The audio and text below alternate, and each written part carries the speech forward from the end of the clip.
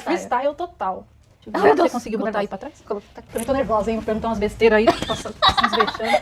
Porque às vezes, né, meu? A gente, né? Umas besteiras, aí a gente corta.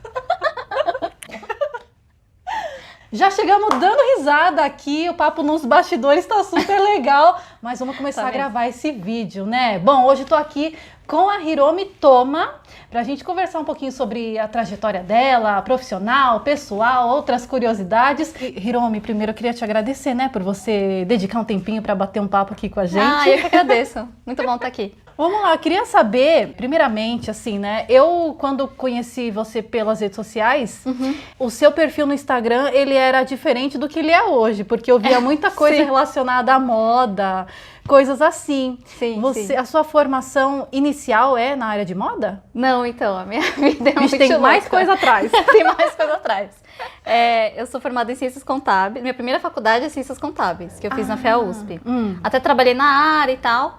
Aí depois fui fazer moda no Senac, porque era algo que eu já queria antes, assim, né? Que minha obá costurava, minha mãe também costurava, então ficou isso meio que na memória, né? E aí eu queria muito fazer moda, achei que em algum momento essa vontade ia passar, mas não passou. E aí eu fui fazer moda no Senac depois. Me formei em moda no Senac, fui trabalhar na área de moda também. Aí vi que também não era isso, assim. Aí foi meio que... as coisas foram se encaixando, assim, era o ano do Tushibi da minha mãe, então eu fui meio que olhando para Okinawa ali, assim. Minha mãe sempre viu coisas sobre Okinawa dentro de casa, música, de assistir apresentação, ter Rinokan em casa, a gente ir em missa de Butsudan, tanto que eu e minha mãe, a gente é meio arroz de missa, assim, né? A gente vai em várias missas, encontra as pessoas, a gente tá sempre por aí, né? É uma boa forma de conhecer as pessoas, né? Assim, também, da comunidade. E tipo, todo mundo família, assim, né? A gente vai encontrando primo de primo de primo. Você vai descobrindo familiares, né? Então a gente sempre tava no meio, assim, mas eu nunca parei pra pensar sobre isso, assim. Então, foi mesmo assim que eu fui sentar e pensar sobre Okinawa no mais ou menos no começo de 2020, né? Que foi o aniversário da minha mãe foi em janeiro, que o Tushibi da minha mãe foi em 2020, e ela estava fazendo 72 anos. E aí isso juntou assim com uma vontade de colo de vó, porque pela parte profissional que eu tava, e também a pandemia que entrou, tudo isso foi me fazendo pensar sobre Okinawa, né? E também de eu não me enxergar nos lugares, assim, sabe? De não me sentir pertencida, assim, aos lugares. Então foi um momento de calma, quem eu sou, né? Fui revirar álbum de foto, aí vejo que tem muita gente que vai pra pesquisa, que é descendente, assim, vai pra álbum de foto, né? Eu acho que é onde a gente consegue se ver, assim. Então foi aí que eu fui caminhando pra Okinawa e caindo na Hadith, né? Então tem esse percurso por contábeis, moda, e depois chega em Okinawa e Hadith. Né? Vamos falar sobre essa novidade que entrou para sua vida, assim, né? Porque você falou que é bem recente, né? Até eu tava falando, quando eu comecei a ver o seu perfil, né? Era outra coisa, tal. E eu ficava pensando, nossa... porque assim, você vê que é muita arte que tem ali no seu perfil, né? Então você fica, meu Deus... o acesso a essa pessoa deve ser um pouco difícil, porque é uma outra realidade que a minha. Tipo, uma cabeça meio... Minha cabeça é meio caótica mesmo, mas... Mas aí então, como você falou, né, que aí teve o aniversário da sua mãe, você começou a olhar para essas coisas, e aí que te despertou o interesse por Hadith, é isso? Então, foi na verdade com o trabalho... A minha prima, ela faz parte de um coletivo chamado Autonomia ZN, que é um coletivo que fica na zona norte de São Paulo. Fica dentro de uma comunidade. E eles fazem um trabalho super legal, assim, de agrofloresta, de dar autonomia para os microempreendedores lá dentro da comunidade mesmo. E eles fazem uma cesta com vários produtos, assim, que eles produzem, né? E aí um dos produtos é um paninho de cera, que é para substituir o plástico filme. E aí a minha prima pediu para fazer um desenho para estampar esse paninho. E aí eu falei, tá bom, mas que tipo de desenho? Tem algum tema e tal? Ela falou assim, feminismo, mas fica livre para desenhar qualquer coisa. Aí como eu tava olhando para Okinawa já... Aí eu coloquei no Google, mulheres Okinawa, para ver o que aparecia, né? E aí apareceu o artigo da Karina Satomi, do Okinawando, sobre a Hadith. E aí quando eu abri aquilo lá, foi um mundo assim muito novo, porque... Não sabia nada sobre Hadith, ninguém também da minha família falava sobre isso, nunca tinha visto foto, nada. Aí na hora que eu abri aquilo lá, foi duas sensações fortes, assim. Uma de surpresa, porque são várias senhoras tatuadas, e com um kimono e ao mesmo tempo com tatuagem, então são imagens muito fortes, assim, que eu falei, nossa, sai muito do estereótipo, né, que a gente fica pensando da Obá e sobre tatuagem, né, senhoras tatuadas, foge muito do que a gente fica imaginando, assim. E outro sentimento que eu tive foi, nossa, essas fotos são coloridas, então é recente, e lendo o texto também da Satomi, e aí eu fui entendendo, nossa, mas então quando algo é forçadamente apagado, ele é apagado muito rápido, né? Porque se aquelas fotos são coloridas, não faz muito tempo que tinha, né? Essas últimas gerações com Hadith. E eu não via ninguém do meu círculo falando sobre isso. Não tinha foto, não tinha nada. Eu falei, gente, isso é apagado mesmo, né? Muito rápido. E aí que eu fui entrando naquilo porque eu fui me identificando e traz muitos outros assuntos, né? A Hadith, eu acho. Acho que tem a questão de gênero, tem a questão das gerações, tem a questão da imigração, porque também teve relatos de preconceito com as mulheres com Hadith aqui no Brasil, que sofreram preconceito aqui. E também teve o governo brasileiro pedindo para o governo japonês não mandarem mulheres com tatuagem, depois que receberam as primeiras imigrações, né? Porque falava que era muito atrasado, selvagem. Então tem também a Hadith ligada à imigração, né? E aí no começo foi muito usando como tema para fazer os trabalhos. Então eu usava como tema. Aí participei de uma competição de roupa. Aí eu fiz usando a Hadith como inspiração, como referência. Então era muito como referência para fazer um outro trabalho, né? Sempre como referência. Até que chegou em 2021, algumas pessoas já vinham atrás de mim para falar, você tatua? Eu falei, não tatuo, né? Eu só fico olhando para Hadith, que é uma tatuagem, mas como referência, mas não tatuo, não tenho nenhuma tatuagem nem nada. Então já era um preconceito da minha cabeça, eu acho. E aí em 2021 eu fui fazer uma mentoria de arte, e aí nessa mentoria eu mostrando os trabalhos e tal, conversando. Aí eles falaram, será que você não tem que ir mesmo pra pele? Será que o trabalho não tá na tatuagem mesmo? E aquilo ficou na minha cabeça. Falei, nossa, realmente, talvez era um pouco de barreira, já que eu estava criando na minha cabeça, né? De usar aquilo como algo parado no passado e não trazer ele, a prática mesmo, pro presente. Aí o que me inspirou mesmo a ir pra prática foi o Hadith Project, que é da Moeko, que fica hoje em Okinawa, e ela é descendente, né? E ela começou com esse projeto, tatuando Hadith, em junho, eu acho, de 2021. E nisso a gente começou a conversar, e eu já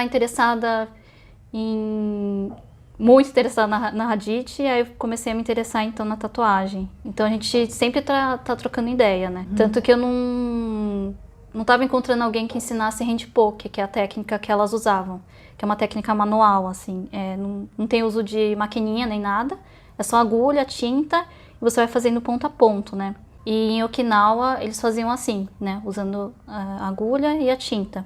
E aí eu queria aprender essa técnica para poder fazer a Hadith, né? Sim. Para que a prática fosse mais próxima do que elas faziam. E aí foi quando a Kemi Shimabuko, que ela é cientista social e ela tem uma pesquisa sobre Okinawa também, ela já tinha uma parte da Hadith dela feita. E ela finalizou com o Vitor Siozaki, que é um tatuador de handpoke. Até então ela só tinha feito com maquininha, né? Aí ela postou no Twitter, eu acho. Ela postou, finalizei minha Hadith com o Vitor Siozaki com handpoke. Aí eu falei, nossa, é isso, eu precisava encontrar alguém pra me ensinar handpoke. Aí eu mandei um tweet pra ela, falei, será que ele não me ensina a tatuar, né? E ela falou, manda a mensagem pra ele porque ele vai estar aqui em São Paulo semana que vem, assim. Olha, tudo conectado. Tudo conectado. Aí eu falei, meu Deus, semana que vem, então ele não é de São Paulo, então eu tenho que ver logo. Porque até então eu tava sabe, elaborando na minha cabeça, tipo, um dia eu vou aprender, um dia eu vou aprender. E aí eu falei, não é agora. E também fiquei muito pensando, assim, como minha mãe tava querendo já ter uma Hadith, né? Aí eu falei, ia ser muito legal aprender pra fazer nela e fazer em mim também, né, algumas. E aí nisso que eu aprendi com ele. Ele não é descendente, mas ele já conhecia a cultura okinawana pela Kemi Shimabuko, porque ele que terminou a Hadith dela, e já tinha feito de uma outra pessoa também, de uma amiga dele que também é o Chinanchu, né? E foi ele que, inclusive, essa história é muito boa, porque ela estava mostrando umas fotos, assim, da tataravó dela, e ele que olhou, assim, a foto e falou, nossa, isso aqui é uma tatuagem na mão, assim. E ela falou, não, tatuagem Okinawa? Não, acho que não. Aí, como ela tinha tirado foto da foto, dava pra fazer zoom, né? Aí ele deu um zoom e falou, é tatuagem, vai pesquisar porque é tatuagem. Porque era um olho de um tatuador olhando aquela foto, né? E aí, na hora que ela foi pesquisar também, ela falou, gente, tem tatuagem, tem isso aqui. E aí ela foi fazer a dela também. Isso foi antes de eu aprender, né? Então, depois que eu aprendi com ele até foi super generoso, assim, de me ensinar muito sobre tatuagem ancestral. E ele também entende muito sobre os povos indígenas aqui no Brasil. Então ele me passou e me ensinou muitas coisas para além da Hadith, né? E para além do que é a tatuagem moderna, assim. E aí depois ele até postou, assim, no Instagram que como ele tinha me ensinado, então ele não ia mais tatuar nenhuma Hadith, né? Que então quem quisesse tatuar Hadith era para vir falar comigo. Olha. Porque ele sabia que a Hadith é de mulher de Okinawa, eu não sou descendente, não sou mulher, então isso fica como responsabilidade da Hiromi mesmo, né? Então achei bem legal, assim, da parte dele, porque é um super parceiro. Ele não é descendente, mas é super...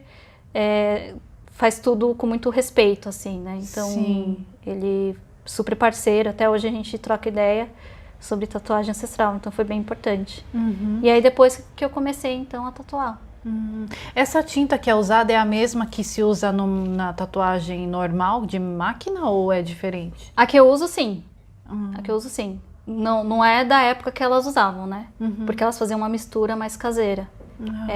Mas o que eu uso é uma tatuagem... Tem vários tipos de tinta, né? De tatuagem já industrializada hoje. E eu uso uma específica para minimizar... porque na mão, assim, é um lugar que mexe muito, né, a pele. Com o tempo, esse desenho ele vai mudando e vai se expandindo.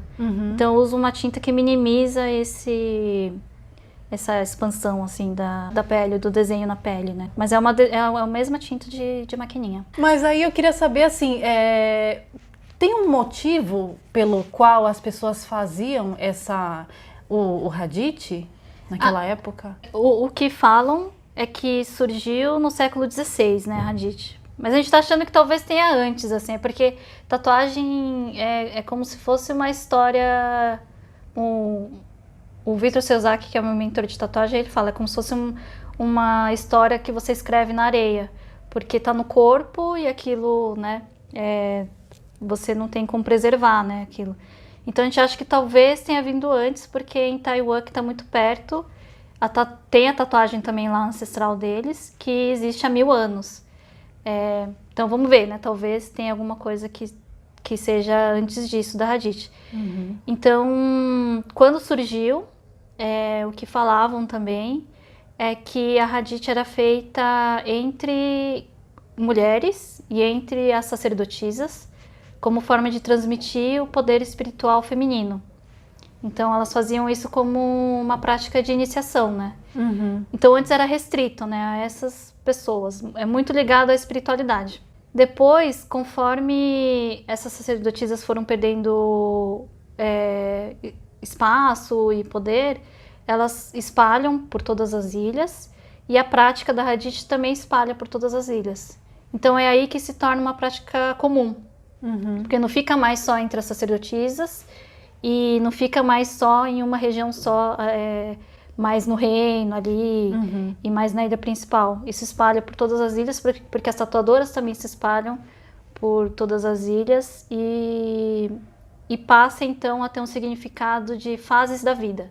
Então não é que ele deixa totalmente de ter um significado espiritual, mas ele passa a ter uma outra camada ali de significado, que é conforme essa pessoa vai crescendo, então vai fazendo as tatuagens. O que cai um pouco a versão de ser uma tatuagem só voltada para o casamento, porque depois que a gente foi ver, assim, que a Hadith não era feito todos os símbolos de uma vez. Ela tem uma transição, né? Então tem uma tatuagem, por exemplo, na ilha principal, que chama Tontomi, que faz primeiro 2 bolinhas, assim, né?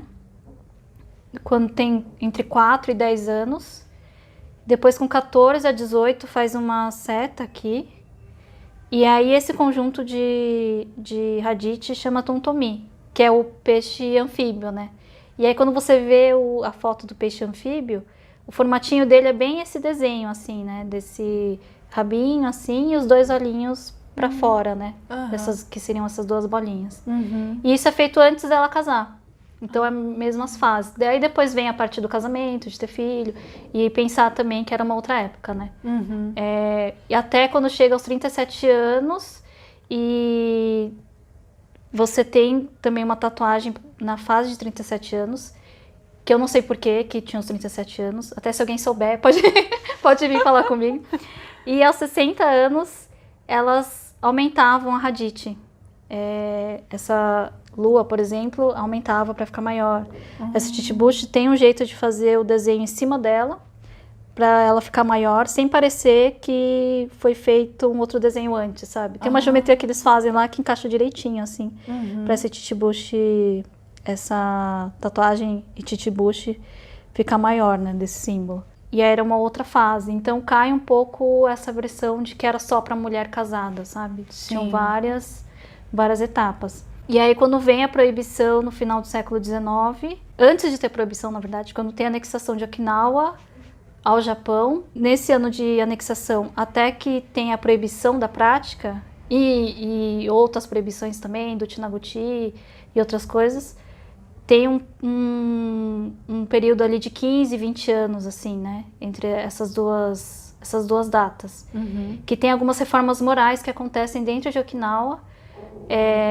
Okinawa antes não era matriarcal, né, mas ele não chegava a ser patriarcal que nem o Japão. Talvez tenha outras pessoas que falem melhor sobre isso, mas assim, das informações que eu tenho e que eu entendi era isso. E essas reformas morais, elas vêm para mudar o papel social da mulher, né, e do homem ali dentro dentro da sociedade. Tanto que você vê que antes, nesse período, eles tentam trazer a mulher mais para dentro de casa e o homem para fora, o que era o contrário, né? Tanto que tem várias pinturas, imagens dessa mulher fazendo comércio. Ela lá na feira mesmo, né? Elas fazendo a feira. Então é nesse período que começa essa inversão, né? E eu acho, então, que é nesse período que fica essa última versão que tantos falam, que é relacionada ao casamento, né? De ser uma prática relacionada ao outro, né? Que é o que normalmente essa geração que chegou para cá e que tem essa memória sobre a Hadith fala, né? Então acho que vem carregado desse período das reformas morais, como processo de anexação, né, ao Japão e tal. E aí depois, agora ele vem com outro significado, né, de como que as pessoas fazem, do porquê que elas fazem. Então é muito sobre resgate, pertencimento, e ressignificação e também da gente conseguir, de alguma forma, puxar isso pra gente, né? Que isso é nosso, foi proibido, mas como hoje não é mais proibido e a gente tem a oportunidade de fazer e fazer com respeito, né? A gente tentar fazer com o máximo de respeito possível, assim, olhando para as ancestrais, pedindo permissão para elas. E não sei, né? Acho que vai mudando também. Acho que é uma tradição, pensar que a tradição que a gente está resgatando é uma tradição que está em movimento, né? Que não é uma coisa fechada e que vai ser sempre assim. Né? Por isso que eu deixo ela bem aberta, né? Sim. Ela está sempre em movimento. Acho que é. Entendi. E aí, pelo que você estava me contando, nos bastidores, tem muitos símbolos, né? Assim, para cada região de Okinawa, tem símbolos específicos e cada um representa uma coisa? Nossa, tem muitos símbolos. Porque tem a Mami, que são as ilhas do norte. Aí tem a ilha principal de Okinawa. Tem Miyako, que fica mais ao sul da ilha principal. E tem Yaeyama, que é um outro conjunto de ilhas que já é quase Taiwan ali. Uhum. Então, cada subarquipélago ali tem os seus símbolos. E são muitos símbolos. Assim, a Amami tem um monte, tem um livro assim que tem um monte de símbolos. Muito diferente um do outro e super elaborados. Na ilha principal, que era um pouco mais fechado, assim, os símbolos eram mais padronizados, do dedo, assim, o que diferenciava mais na ilha principal era um dos relatos que fala que quanto mais no topo da pirâmide social você estava, mais fininho era o desenho. Então, essa seta que fica no dedo, quanto mais fininho assim, era de Shuri, que era onde ficava o reino. E ia alargando conforme ia descendo na pirâmide. Isso é um dos relatos, né? Eu sempre falo isso porque são muitas versões do que rodeia, o que é Hadith, o significado e tal. E aí tem, por exemplo, na região de Tomã, que era uma região de pescadores, que aí é bem, bem largo. E aí um outro relato que tem é que quanto mais largo, na verdade, mais corajosa a mulher né? Porque é uma região que, pra tatuar, é uma região que dói muito. Tá. E aí eu tô percebendo, tatuando também nas pessoas, que é uma região que dói bastante, essa parte do dedo. Então, esses símbolos grandes, assim, mostra que as mulheres eram bravas, de aguentar essa dor, assim. E cada símbolo tem um significado, e tem muitos significados que a gente perdeu e a gente acha que nunca vai encontrar o que era, porque ficou na oralidade. E como teve a proibição, essa oralidade se perdeu, né? Porque a gente não tem uma Hadithá, que é essa tatuadora de Hadith, que passe a prática pra gente, né? Então essa corrente, né, se perdeu.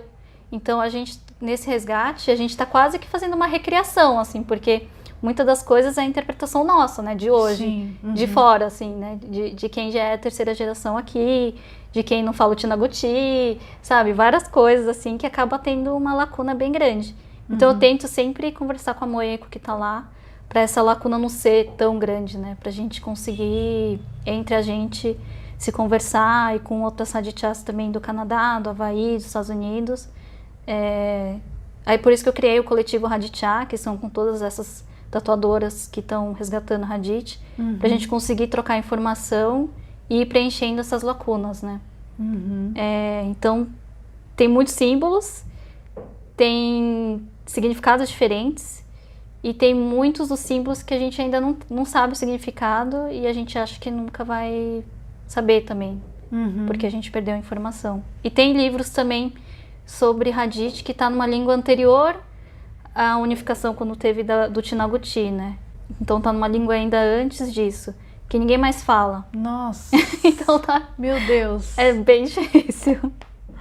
Mas interessante que você conseguiu reunir, né, essas pessoas para que isso se fortaleça, né? Porque, que nem você falou que começou recentemente isso, né?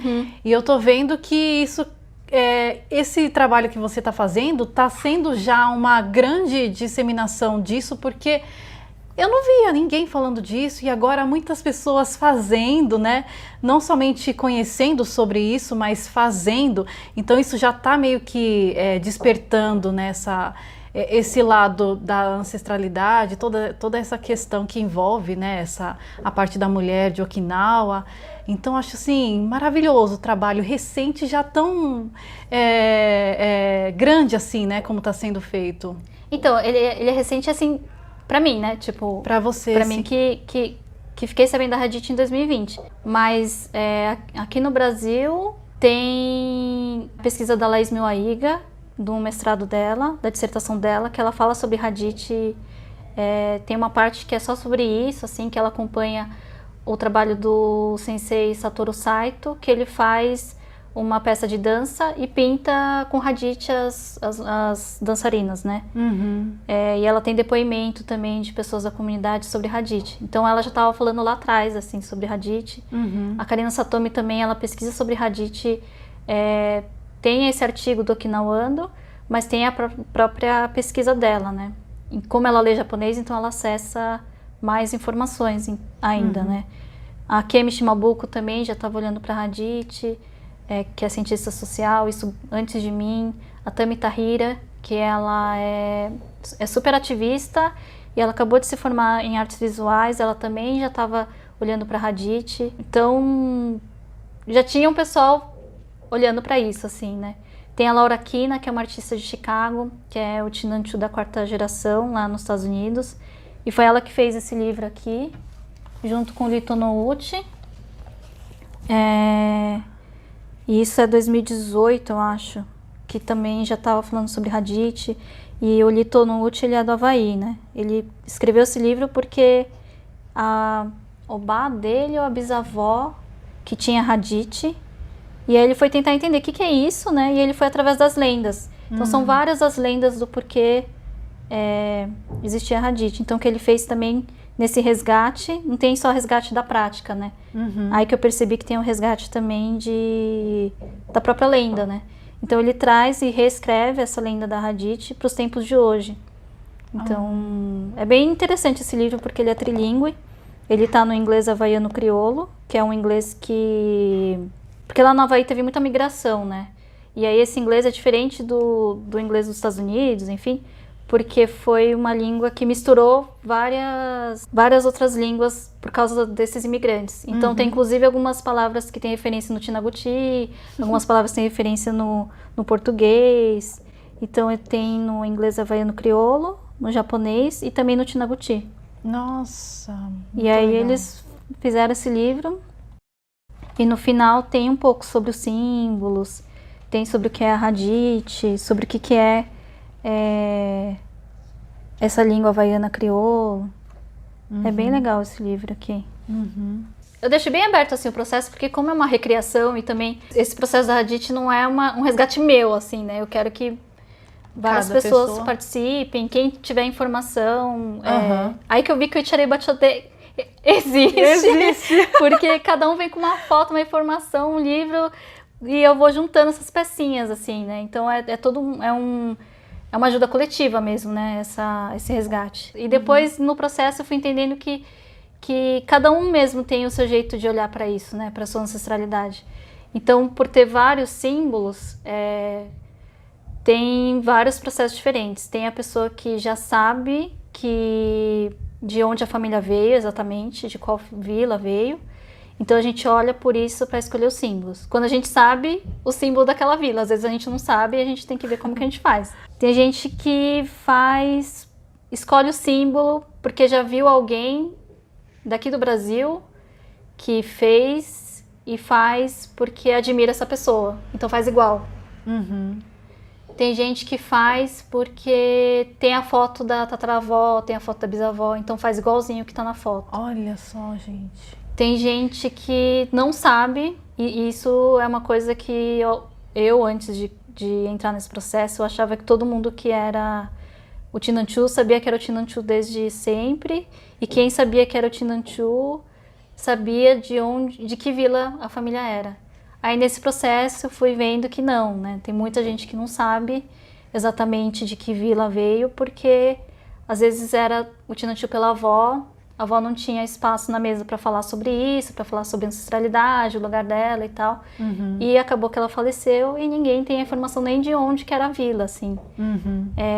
Então acaba que as pessoas têm que encontrar outros meios de escolher os símbolos. Então ela faz, às vezes, pelo significado do símbolo, ou já teve alguns casos que fizeram através de sonhos. Então elas sonharam que estava ali com a Obá, que já faleceu, né? Já estava ali com a Obá com uma Hadith, ela com outra, a gente seguiu pelo que ela sonhou. Teve uma que sonhou a região de onde ela era, que a Obá sonhou que, mostrando no mapa, a gente é daqui. Aí eu falei, então vamos seguir por isso, assim, se ela tá falando, vamos seguir por isso. E aí depois até ela sonhou com a mãe dela, que a mãe dela também já era falecida. E ela falou, sonhei com a minha mãe, com as outras tatuagens ela sempre me ajudou a escolher o lugar, o tamanho e tal. E essa vez ela não tá aqui. E aí ela acabou sonhando com a mãe delas escolhendo os símbolos, assim. Ela falando, faz esse, mas faz mais fino. Faz aqui, mas não sei o quê. Aí eu falei, então também, vamos seguir pelo seu sonho. Então, tem muitos processos diferentes, assim, de como cada um chega. Tem gente que já chega muito certo, assim, do símbolo. E tem gente que a gente vai conversando e a gente vai vendo como que faz. Né? Uhum. E quanto tempo leva, assim, a sessão? Ai, depende muito, assim. Depende do que ele escolheu, do que a pessoa escolheu. Depende do símbolo, da quantidade de símbolo. Mas normalmente eu faço isso, né? Eu levo os livros, esse livro da lenda, esse livro das cartas. E a gente vai... normalmente o símbolo já está escolhido, né? Mas aí eu conto um pouco da história, né? Explico o contexto, mostro o trabalho de outras pessoas. Aí eu achei importante também nesse processo trazer esse negócio da oralidade, né? Da história oral. Porque eu vou ouvindo muita história. E história, assim, que às vezes está linkado com as histórias que a gente lê no livro. E aí tem uma pessoa que tem rosto, tem nome, que está me contando aquilo. E dá um outro peso, né, para aquilo, assim, de ser uma história mais viva. E tem história que eu não vi ainda escrito no livro. Então eu acho importante também eu fazer essa ponte, né, para contar essas histórias para essas outras pessoas. Então eu faço tudo isso e também eu faço a prática da Hadith em si, né. Então eu não vou lá só para tatuar. E eu também escolhi fazer a Hadith, né, a prática na casa das pessoas. Porque acho que Okinawa tem muito isso, assim, da casa, né? De ter o Butsudan lá, o Hinokan lá, das pessoas serem muito ligadas à casa. Aí eu achei importante que a prática fosse na casa, né? Na casa das pessoas. E agora, assim, você tá seguindo esse caminho e você me disse que ainda não foi para Okinawa. Ainda não. O que você sente, assim... Quando você pensa, ai meu Deus, eu tô tão dentro dessa nova realidade para mim. O que você pensa, assim, você quer muito ir para Okinawa? Qual que é o seu objetivo, assim? O que você tá planejando? Nossa, eu quero muito, muito ir, assim, muito. Só que eu não sei falar japonês ainda, de conversar, né? Porque eu entrei esse ano para aprender japonês, justamente para quando eu for para Okinawa eu conseguir conversar, né? Porque eu quero poder chegar lá e perguntar para as pessoas. Não sei como que vai ser isso, né? Expectativa é realidade, mas o que eu quero muito, assim, é poder ir lá e puxar essas histórias da Hadith das pessoas que ainda têm memória de ter visto, sabe? Não sei, assim, eu acho que eu preciso ir para lá para ouvir essas pessoas me contarem o que foi isso. Porque já está sendo muito interessante aqui, assim, no Brasil, né? Conversando com os descendentes. Nossa, Hiromi, muita informação, muito conteúdo, adorei. Muita coisa, né? E com certeza teria muito mais, né, pra gente conversar e ver, né? Inclusive, né, as pessoas podem acompanhar seu trabalho. Editora do vídeo, coloca o arroba dela, que sou eu mesma, viu? Maravilhosa. Para acompanhar o trabalho da Hiromi, porque realmente são muitas histórias, muitas descobertas e tudo isso significa bastante para a gente que é descendente e até desperta para outras pessoas, assim, né, de outras regiões, como você falou da pessoa que te ensinou a tatuar, né? Sim. Muito legal. Então, parabéns pelo seu trabalho. Obrigada. Te agradeço muito por a gente ter tido esse momento aqui para a gente conversar e falar isso para as pessoas também. Então, é isso. Muitíssimo obrigada mesmo. Eu que agradeço. Tô muito feliz de estar aqui. Muito mesmo. É isso aí. Então, a gente vai ficando por aqui e quem sabe no próximo dia a gente tá aí com um novo vídeo para você. Obrigada!